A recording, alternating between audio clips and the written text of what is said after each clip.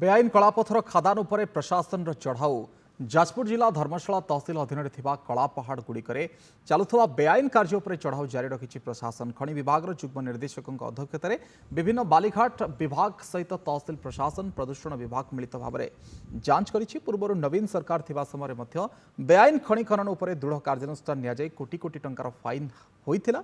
ता सहित बेआईन खनि खनन बंद करने विभिन्न फोरम रे उपस्थापन करा पूर्वतन विधायक प्रणब बलवंतराय प्रकाश करिसेंत। नुआ सरकार आसिबा परठु किभली भाव में बेआईन खनि खनन चली साधारण लोके ठीक बुझी सारे बोली पूर्वतन विधायक कहते।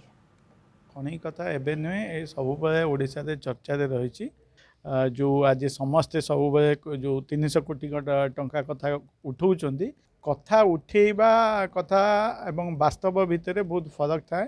धर्मशाला जो बजार छक जारका चंडीखोलू कबाट बंध पंत जोठिकी गले छक बजार से बुझी लोकों मुहर बुझी जे ये जो पत्थर व्यवसाय बा चांदा बा खनि लुट केमिति चलती साधारण लोक एवं निजे अनुभव कर गणमाध्यम शुणुले निजे अनुभव कर।